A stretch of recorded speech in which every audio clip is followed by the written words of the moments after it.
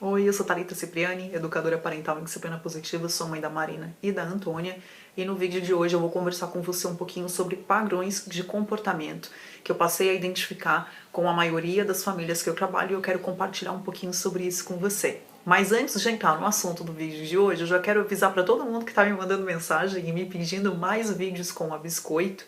A Biscoito é a minha filha mais nova, para quem não sabe, a Antônia. Ela gravou um vídeo comigo que eu vou deixar aqui para você assistir também em algum lugar da tela. Então eu tô planejando uma vez por mês, pelo menos, postar um vídeo aqui no canal com o quadro Cozinhando com a Mamãe, e lógico, com a participação dela e eventualmente da Marina, né? Porque a minha filha mais velha, ela não gosta de aparecer, mas de repente a gente consegue gravar um videozinho junto. Beleza? Então vamos embora pro vídeo de hoje. Mas antes, não esquece aí de se inscrever no canal, ativar o sininho das notificações e deixar o like, que quando você ativa o sininho das notificações, você recebe um lembrete toda vez que eu postar um vídeo novo e assim você não perde nenhuma novidade.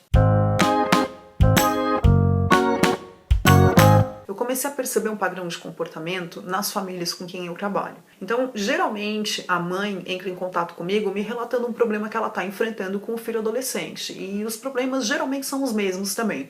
O filho não sai do celular, o filho vive trancado no quarto, o filho não coopera com as atividades da casa, não faz a lição, não quer assistir a aula, dorme muito tarde, acaba perdendo o horário da aula. Comportamentos específicos de adolescentes. Se você tem um adolescente em casa, você sabe muito bem do que eu tô falando. E quando eu vou fazer esse primeiro atendimento, eu geralmente faço uma investigação. Eu investigo também como foi a adolescência dos pais. Se é a mãe que está me procurando, eu investigo sobre a adolescência da mãe, faço algumas perguntas, procuro entender como era o relacionamento dessa mãe com os pais dela e como é que os pais dessa mãe conduziram a educação dela, não só na infância, como principalmente na adolescência, para eu conseguir entender também por que muitas vezes essa mãe toma certas atitudes em relação ao filho. Quando eu começo a investigar como os pais conduziram a relação dessa mãe, eu percebo que inconscientemente a mãe está se comportando da mesma maneira com o filho adolescente. E ela está fazendo com o filho a mesma coisa que ela não gostava que os pais fizessem com ela. E muitas vezes o filho, ele não tem uma pessoa, um adulto com quem conversar e se abrir dentro de casa. E quando eu pergunto para essa mãe se ela tinha com quem se abrir e com quem conversar, eu também escuto que não. Não, os meus pais não me davam abertura, os meus pais não conversavam, os meus pais eram muito rígidos. E aí essa mãe, ela modulou o comportamento desses pais, como eu falei anteriormente, inconscientemente, e ela está reproduzindo esse mesmo comportamento na educação dos filhos. Então, se você começa a colocar a mão na consciência e a refletir e a se lembrar da sua adolescência e da maneira como seus pais conduziram a sua educação, eu tenho certeza que você vai encontrar muita similaridade com a educação que você está promovendo para o seu filho agora. Por que isso acontece, né? Muitas vezes a gente fala assim, nossa, quando eu crescer eu não vou ser assim com meu filho, eu não quero ser uma mãe ou um pai como os meus pais foram, eu quero ser diferente, eu não quero gritar demais, meus pais gritavam muito comigo, meus pais eram muito rígidos. Como nós aprendemos a educar da mesma forma como os nossos pais nos educaram, porque a gente presta atenção no comportamento dos nossos pais, é assim que nós aprendemos, através dos exemplos. Eu já falei sobre isso aqui várias vezes e falo sobre isso também nas minhas redes sociais. O seu filho, desde pequeno,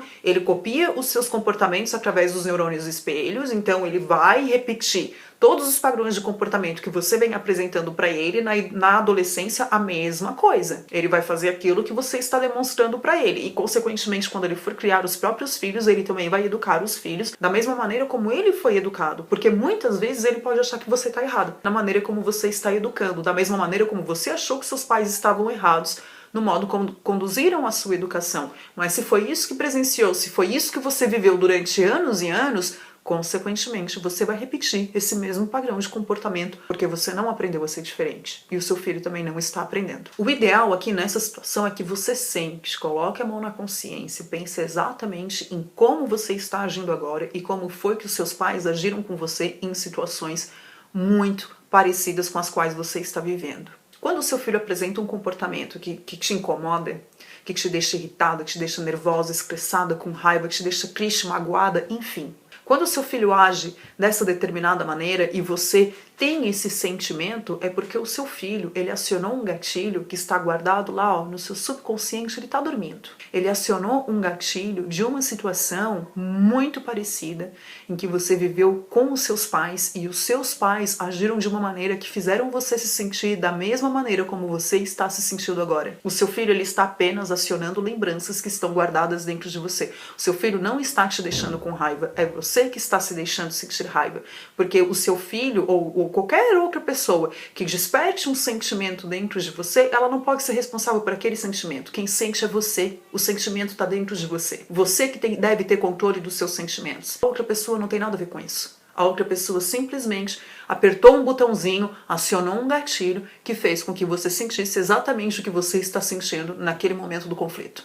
Naquele momento do mau comportamento. Então, se você refletir sobre a maneira como seus pais educaram você e tentar relacionar esse modo de educação com a maneira como você está educando o seu filho agora, consequentemente você consegue planejar o que você vai fazer da próxima vez que uma situação parecida acontecer e você vai conseguir agir de uma maneira completamente diferente dessa situação. Você precisa planejar. Você precisa saber o que você vai fazer. E por isso que muitas vezes é importante que você não seja reativa a uma situação, que você se retire dela. Pense primeiro no que você vai fazer para depois você reagir, para você não se arrepender de coisas que você disse, de coisas que você fez, ou de castigar o seu filho também, se for o caso. Quando você reflete, você consegue resolver a situação de uma maneira mais leve, você consegue resolver a situação usando o seu cérebro racional e não o seu cérebro primitivo. Porque o cérebro primitivo, ele é acionado toda vez que a gente se encontra em uma situação de raiva, em uma situação de medo, uma situação frustrante. Você precisa agir com o seu cérebro racional e não com o seu cérebro primitivo. Outro padrão de comportamento também que eu percebo muito nos meus atendimentos. Eu quero que o meu filho seja assim, eu quero que o meu filho faça isso, eu quero que o meu filho não faça isso, eu não quero que o meu filho seja assim. Quando os pais me trazem essa questão, os pais estão me trazendo os desejos e expectativas que eles têm através daquele filho. Quando você tem as suas expectativas, eu também já falei isso aqui, são as suas expectativas, não são as expectativas do seu filho.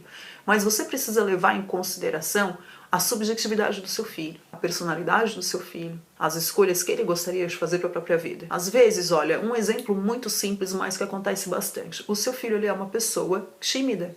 Ele é introvertido, ele não gosta de aglomeração, ele não gosta de falar muito com as pessoas, ele gosta de ficar quieto no canto dele. Essa é a personalidade dele. Personalidade não se muda. Você pode aprender novos comportamentos, mas a personalidade, ela sempre vai continuar aquela essência. E você precisa respeitar quem o seu filho é. Não adianta o seu filho ser uma pessoa introvertida e você ficar expondo o seu filho a situações em que ele precisa ser completamente extrovertido. Isso não faz parte de quem ele é. Você está tentando moldar o seu filho a se tornar a pessoa que você quer que ele se torne. E muitas vezes as pessoas fazem isso com as outras pessoas com que se relacionam também.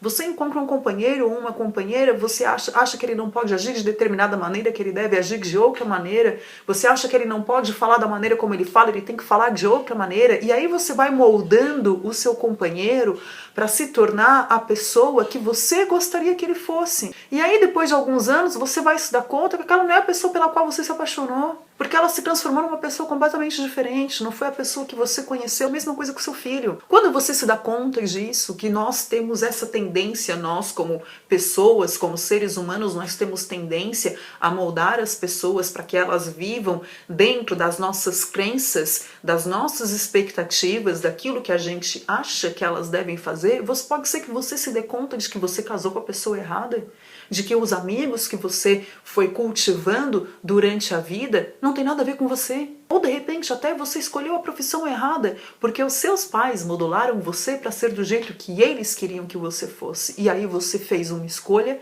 baseada naquilo que seus pais achavam que deveria ser correto e não dentro daquilo que você queria, de acordo com quem você é, com as suas escolhas, com o que você gosta, os seus valores e levando em consideração a sua personalidade. Você não tem um filho para que ele seja sua imagem e semelhança e para que ele faça justamente tudo aquilo que você queria ter feito na sua vida e você não fez. Sinto muito se você não fez. Você não pode jogar essas expectativas para cima do seu filho. Eu vejo muito esse padrão de comportamento com as pessoas com quem eu trabalho. Primeira sessão, como é que funciona? A pessoa chega pra mim e ela me fala, meu filho faz isso, isso, isso. Ela geralmente tá bufando, ela tá tomada pelo sentimento de raiva. E aí ela me traz uma lista de acontecimentos que o filho foi fazendo ao longo dos anos, dos meses, até ela chegar num momento em que ela está saturada, não aguenta mais e não sabe lidar com a situação. E quando eu começo a investigar e eu percebo que não existe uma relação entre pais e filhos, os pais não conversam com os filhos.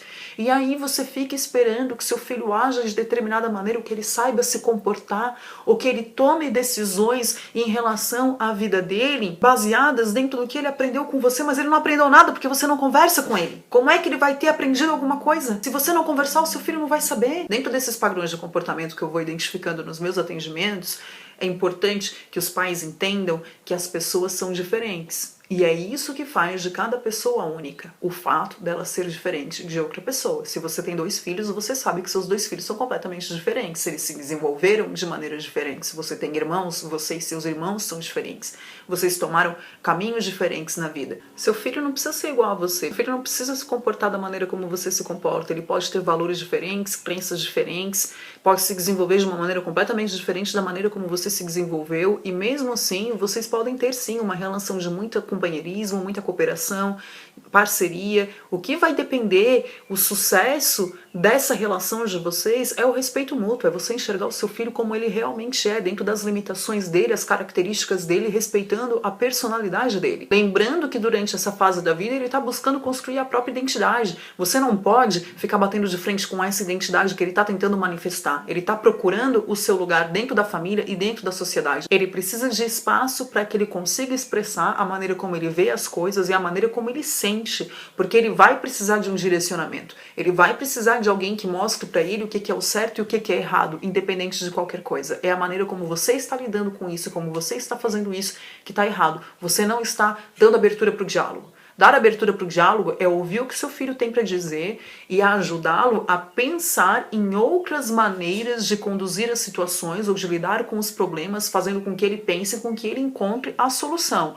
Não é julgando, xingando, brigando, discutindo, criticando, apontando o dedo, comparando ou falando para ele o que ele deve fazer, que você vai conseguir fazer do seu filho uma pessoa responsável, resiliente, independente e que tem uma visão positiva sobre educação e consegue desenvolver habilidades sociais e de vida. Tudo deve vir a partir do respeito. Alfred Adler, que foi o precursor da disciplina positiva, ele falava muito sobre isso. Ele acreditava que todos os seres humanos merecem respeito e dignidade, inclusive as crianças. Você também deve dar ao seu filho respeito e dignidade. Mas a gente se esquece também que o respeito, ele não é algo que possa ser exigido, ele é algo que deve ser conquistado. Eu respeito você e você me respeita. Então, se você quer que o seu filho te respeite por quem você é, por ser a mãe dele, por ser o pai dele ou por ser um professor, você precisa demonstrar respeito pelo seu filho. O seu filho só vai saber o que é respeitar alguém se ele seguir o exemplo de alguém que está respeitando ele. Então você precisa ensinar isso para o seu filho. Você acha que você vai ensinar respeito para o seu filho faltando respeito com ele, não levando em consideração a maneira dele de ser, de agir,